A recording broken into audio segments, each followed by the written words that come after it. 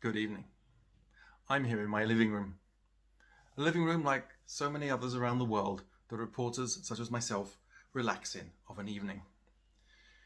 At Sprout News, we aim to bring you the news that other stations won't touch. What you're about to see is one of our proudest moments, one of our biggest scoops. Our commitment to bring you the news of whatever impending doom our planet is facing is as unstoppable as that doom itself. We aim to be number one. We will not settle for second best because being number two is quite frankly very annoying. So enjoy, and as ever, thanks to our local correspondents who this time included Luke, Solly, Randy, Susie, Gabby, and David, who brought you news of, amongst other things, God exchanging humans for dinosaurs, Smurfs being real, and building a pillow fort for topical form of defences, post-its, and including the most important question: is the floor lava? Here it is. Can you prove it didn't happen?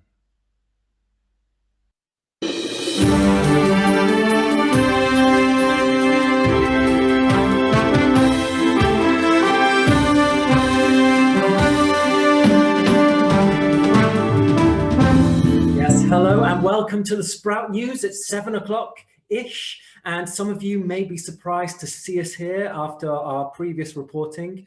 A couple of weeks back, we reported the end of the world, but luckily Pete sacrificed himself and stopped the sexy robots from ruling the Earth. So we have Pete to thank for that, and he is just about recovered, so we might see him later today.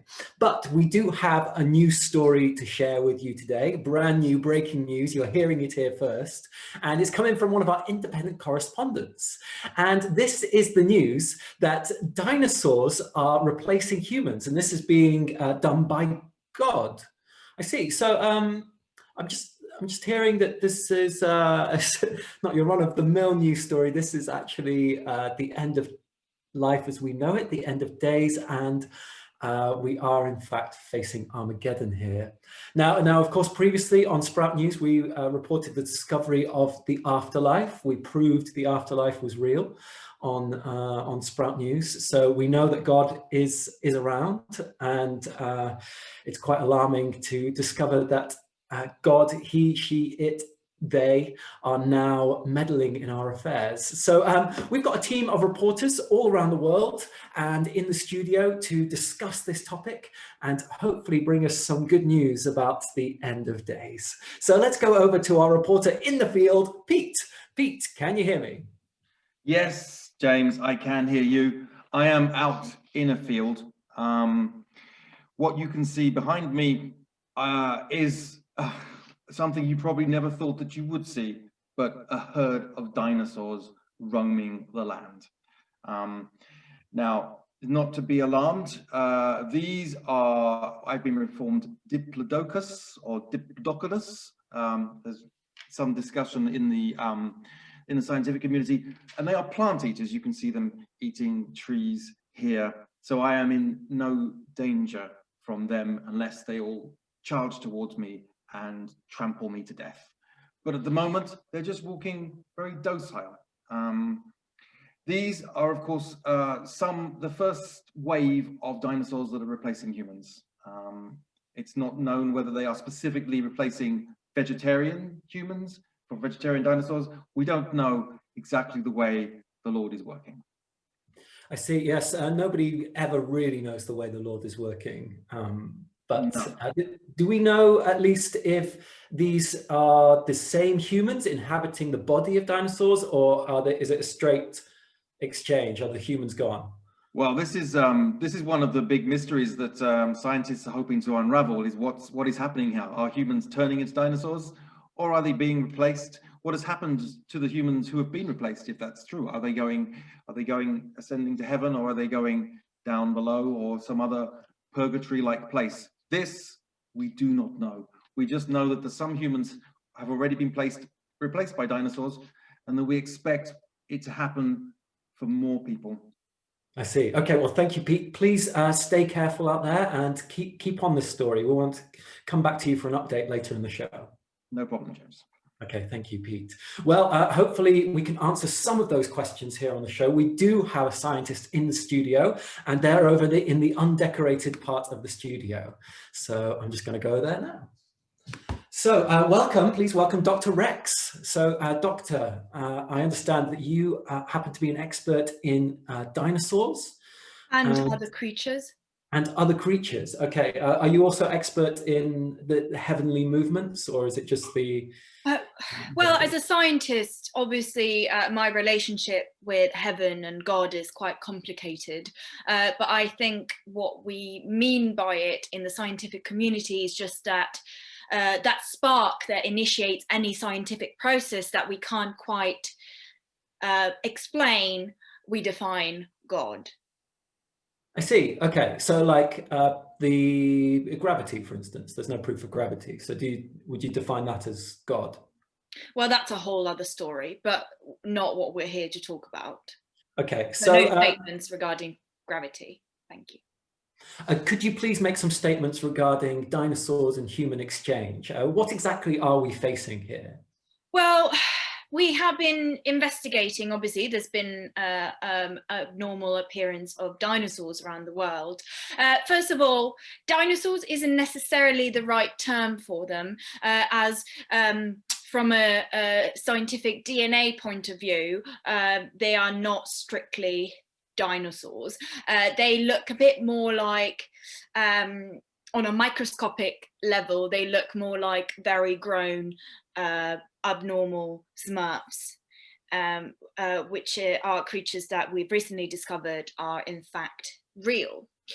So what seems to be happening is a merge of human DNA, in particular affecting vegetarians and vegans, mixing with Smurf DNA, which we can't quite explain yet how it's getting into the human DNA, and that kind of sparks this mutation of vegetarians and vegans into dinosaurs.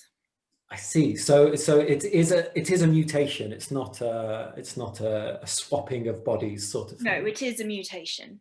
Okay, okay. And is it going along a similar sort of gender lines to the Smurf cartoon that we might be familiar with? Is it 90% male and tiny percentage female, or? Not quite, but I think we're seeing some varieties in the genders of these dinosaurs, in that they don't often match the human genders, but can be fluctuating quite a lot. Okay, okay. And in terms quite of fluid in that sense. It's very nice to be fluid about things, especially in changing circumstances. Absolutely. Such as this.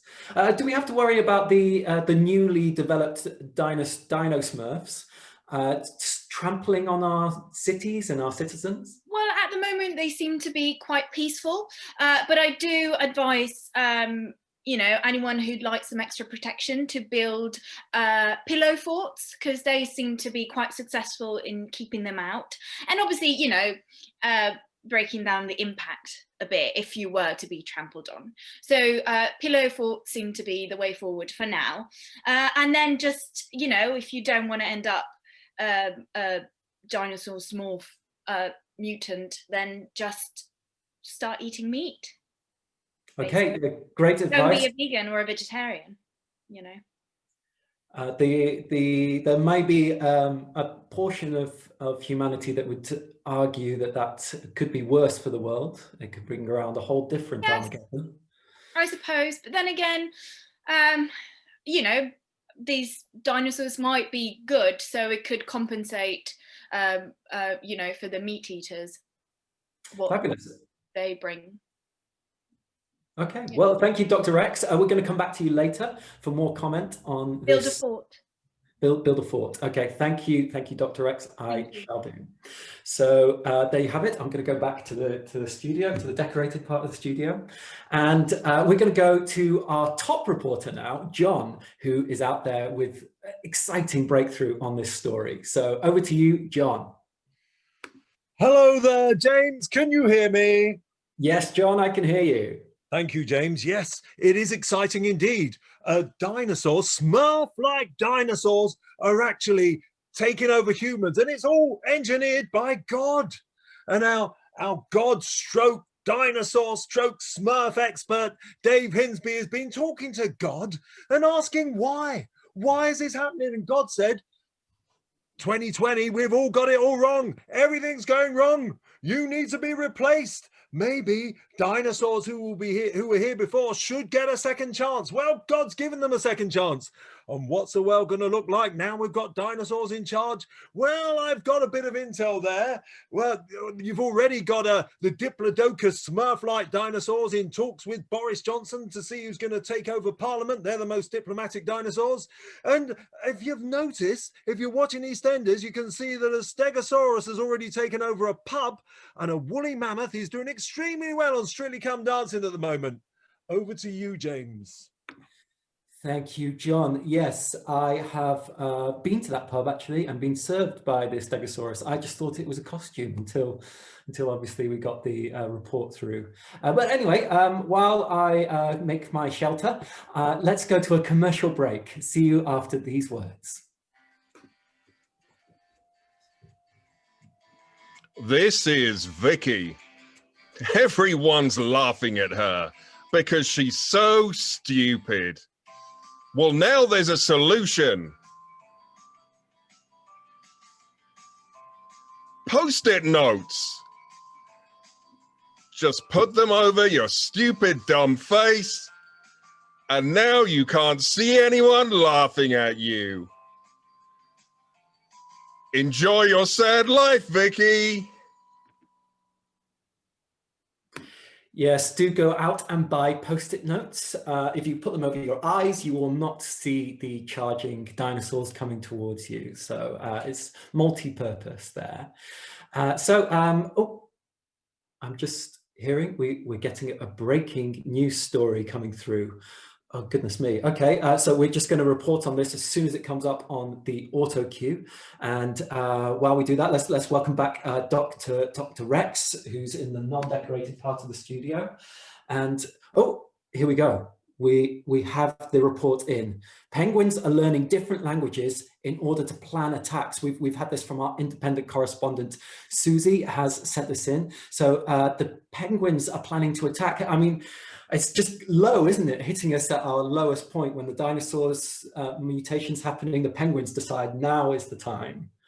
Well, that isn't too surprising, to be honest. I mean, penguins and dinosaurs have a history of being enemies throughout the millennia before humans came to be on the planet. So you know, it's not surprising that with dinosaurs coming back, even though they're not quite dinosaurs, but to their eyes they would be, that they're, you know, organizing themselves to fight back. I see. So the penguins are on the humans' side then, so to speak, fighting against the Dinosmurfs. Well, that depends. Are the humans fighting the Dinosmurfs? Should we be fighting the Dinosmurfs? It's a good question. Let's go to our top reporter, John, and see what he has to say on this subject. Over to you, John. Oh, yes, James. Just when we thought we'd heard enough, the Penguins have come in with this bombing news here about the fact they're learning different languages to attack us. Yes, and they're learning all kinds of different languages: French, German, Swahili, even Mandarin. Now, how to avoid any attack from a penguin? Well, if your phone rings and you hear someone speaking to you in a French accent, be very careful, because that may be a penguin. Maybe a penguin on your phone. Don't answer it. Avoid it. Say to that penguin, if you do this again, I'll get a police-looking dinosaur to arrest you. Back to you, James. Thank you, John. Great advice as always. Avoid French accents. So we're now going to go over to our roving reporter who is on the streets getting the voice of the people. So let's go over to him now. Over to you, Dave. Hey man, I'm halfway up the stairs, and you know, I don't know if the viewers have noticed, but this the whole dinosaur thing is affecting a lot of the broadcasters. I could see the expert in the studio. She was very protected by the cushions, but I've got another solution, and I've got a little pet here. I don't know if you can see him here. Now I've got a lizard here, and I'm thinking it might protect me from the dinosaurs. So I've got a few other people who've got other ways to protect us from the dinosaurs. Hello, madam. Yes, I have my pet here as well, and he's protecting me too. He's quite small. But he's very strong. Have you encountered any dinosaurs? Not yet. Are you planning on leaving the city? No. I'd leave the city. Is there anyone else here who's got another? Oh, yeah, we're here to read your guest. We are. Well, I sent in my reading by text. Are you going to do this the easy way or the hard way? No, I sent it by text. Please do it the hard way. He's gagging for it. He is. You're going to Are you upset my going off the lizards. telly? You're going to Are you upset going my off the lizards. telly?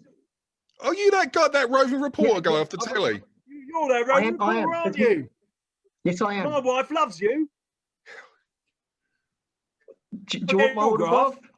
Yeah. Before Yeah, we sure. beat you up. Right, Let's James, have your autograph on this I'm handing you paper. over. Okay, let me just sign. Back to the studio. Okay, thank you, Dave. I hope you all at home are keeping up to date on your gas meter readings as well as Dave. So let's now go over to Pete for an update on this huge story, the dinosaurs, well, humans turning into dino smurfs at the behest of God. So let's go over to Pete with an update. Over to you. Yes, thank you, James. I am here with Professor Humphrey Bumfrey, who is one of the world's leading experts, not only on dinosaurs, but also on theology, and has long been trying to convince us that God had plans for the dinosaurs. Professor Humphrey Bumfrey. Good evening. Good evening. It's very good, isn't it? It's good. Yeah, good. Well, there seems to be an impending apocalypse, but apart from that, good. Oh, and hello to you too. Yes, good evening as well. Yes, young man. I didn't see you there. Well, I'm here. We set up the cameras and all that around you. We're hoping to ask you. You have been talking a long time about the return of the dinosaurs. This is not a surprise to you, is it? No, it's not. Well, it's a very good question actually. It's not into. It's well, you see, it's what was the question? Well, you've been predicting this for a long time. You know the dinosaurs were going to come back. What made you realize that this was going to happen? Ah, well, yes. You see, that's because when I when we realized when we did well, you see, it's for well. Does that clear it up at all? Well, not really. No. You say that God is behind this. I mean, you're one of the people who first mentioned that this was the case. How do you see the work of God in this? Well, you see, God is most certainly, because God is well. You see, God, he's big, isn't he? Isn't he? He's God, and because of that, it's yes. Right. Well, the only one crumb of thing that I can pick on that is you use the word he. You seem to be convinced that God is male, whereas there is many theories as to what God could be, and indeed may not even have a gender as we would know it. But you categorically think God is male? Oh yes, as all males and non-females of the opposite sex they are in very much in sort of they're all what was I trying to say? Well, what I was trying to get some sort of answer out of you, Professor Bumfrey. What's going to happen next with the dinosaurs? Ah, yes. Well, that's all to do with God and with the dinosaurs and I'm not boring you, am I? Well, I don't know. I have nothing to grasp onto. It's like talking to treacle. Thank you very much, Good, Professor. good. I'm Professor glad Bumfrey. you're keeping up then. Yes, good, excellent. I would like some myself. Well, great. Finally, a decision. Back to you, James. Ah, good evening. Yes, it's good to see you too. Pete, and thank you, Professor Humphrey Bumphrey. Yes, great interview there, Pete. Keep working on those skills. So let's now go over to Vicky, because there's disaster in the air. We're all going to turn into dinosaurs, or be stomped on them, or attacked by penguins. Who knows? But there is always time for a film. So let's go over to Vicky for a movie review. Yes, hello, thank you James, and welcome to this week's film review. We are very excited today to welcome a very new director. She has just released her very first feature. It's called Sweeper of the Stars, and it's going to sweep you away. Hello and welcome. Oh, hello there. My name is How Kim are you, Rose. Rose? It's so nice to have you with us today. So, I'm going to talk a bit about my film. It's Sure, that's why you're here. I didn't even ask you, but you're so ready to get into business. So, the film actually is about a mentally challenged man named Dan who lives in Hollywood. And, when people are mentally challenged, they kind of, they don't know what's going on. Like, they live in a different world.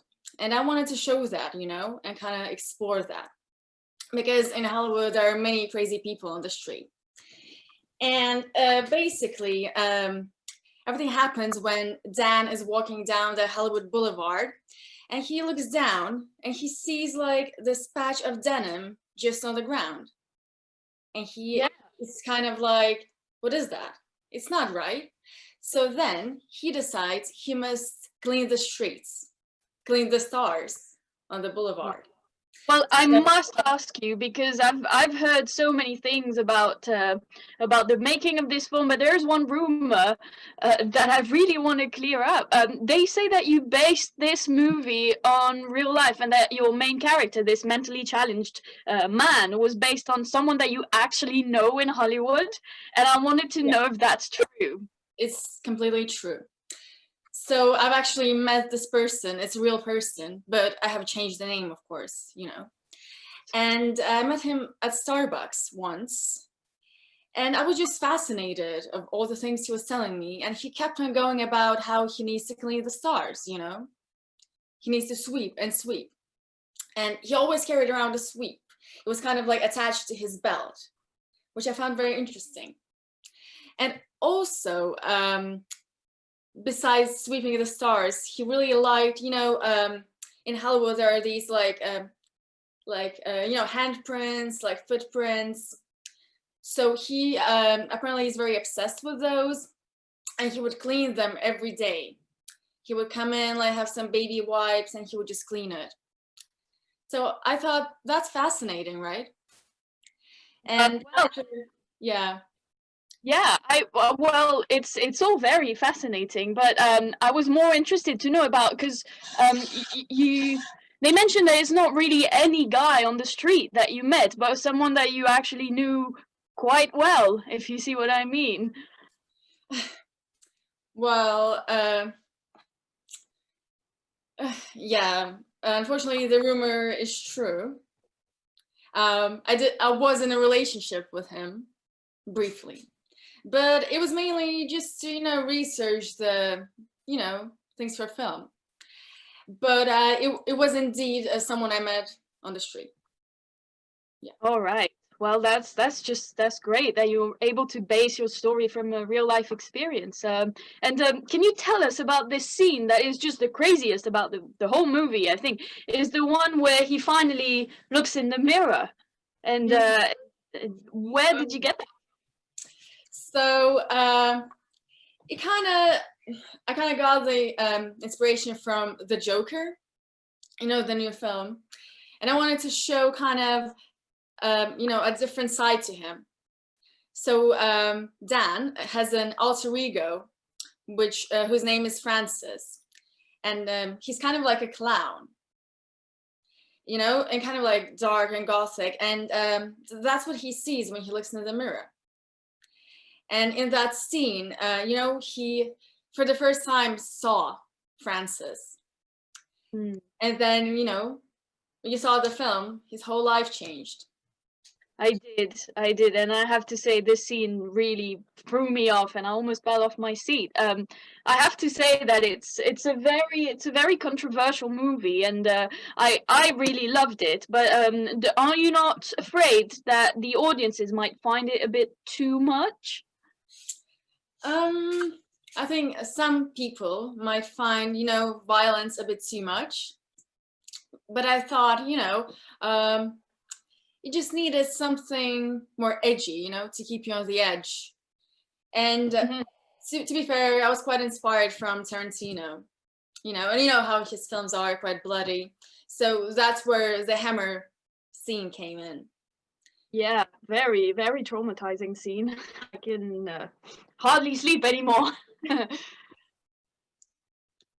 Well, thank you so much, Kim Rose, for being with us today. That has been fantastic to have you, and we're so happy to learn about this new movie. And everybody just jump out of your seat and go watch it right now. It's in theaters. Definitely. Thank you so much, Kim Rose, and back to you, James. Thank you, Vicky. Yes, do go out and catch that movie as soon as you can. I also haven't been able to sleep since I saw the preview, so I'm running on fumes here. But there's enough about me. Let's go back to the main story, which is that humans are morphing into dino smurfs, and it does look like we're facing the end of life as we know it. But Pete has an update for us, so let's go over to Pete now. Thank you, James. I'm here at a waterhole. This was formerly a shopping center. It's now just a breeding ground for dinosaurs. Before, when I was saying that a few small dinosaurs had been around that were vegetarians, these are some vegetarians. We see some stegosauruses, but there's also a Tyrannosaurus there, and as you can probably see, these are definitely dino smurfs, as you can tell from their dinosaur appearance and their blue skin. You may even think that the dinosaurs behind me look familiar. This is true. This is actually my film crew that were out here with me. They've already turned into dino smurfs, and I've heard that it's just a matter of time before I too become a dino smurf, which I hope to bring the coverage of that to you when that happens. You know, maybe it's for the best, because of course, as you know, Susie, who's now a Stegosaurus, was the sound girl who I had been seeing up until this moment. Well, Pete, I'm really sorry to hear that things aren't quite working out as you might. I think they're not working out for the planet, but for me, on a personal note, you know, my girlfriend has just turned into a Stegosaurus Smurfosaurus. I'm hoping that I turn into a Stegosaurus so that we can perhaps continue the relationship. Okay, well, I send you good luck with that, and hopefully you can turn into a Stegosaurus Smurf. I mean, I'd like to stay human if possible, but you know, we understand. I'd hope for better news for you. Sorry, James, I feel I've let you down. Pete, you know, it's not you, it's God. It's always God, isn't it? It's always God. Well, there you have it. It's God. That's me signing off. I'll see you soon, James. Perhaps. You'll probably be a Good luck. Tyrannosaurus. So sad news, our condolences to Susie, Emily, Gary, and all the film crew's family and friends, unless you're happy that they've turned into Dino Smurfs. And let's see what happens to Pete. Maybe he'll stay with us in the human side, or maybe he'll turn into a Steggy as well. Well, that's all we have time for today on Sprout News. But we do have time for a thought for the day with Alistair.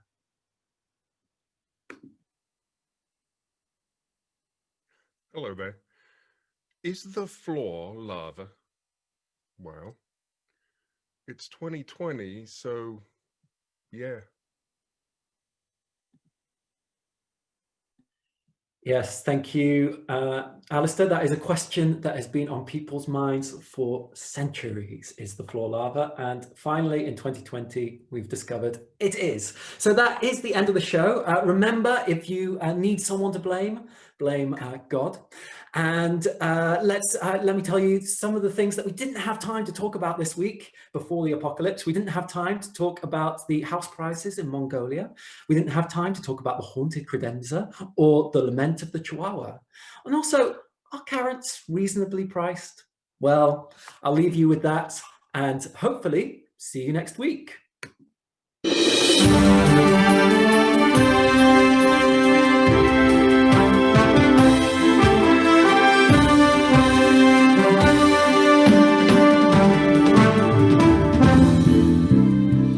Yes, thank you so much for joining us for the Sprout News. Please give a round of applause for the people you have seen performing today. You have seen Pete. You have seen Carlotta. You have seen John.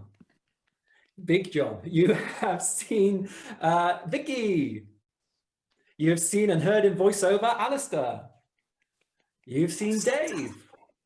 You have seen Gregory. Professor Humphrey Bumfrey. Oh no, he's turned. And you've seen our very special guest, Elena. So please give a big round of applause to everybody you've seen presenting the news to you. And please give a huge round of applause to yourselves for all these wonderful suggestions and photos sent in that have made the show. We can't do the show without your suggestions and without your viewership. So thank you so much for that. If you'd like to join us for a sway and a wave goodbye, you're welcome to turn on your camera. No need to if you don't want to. And I'll leave you with a wish for a very good week.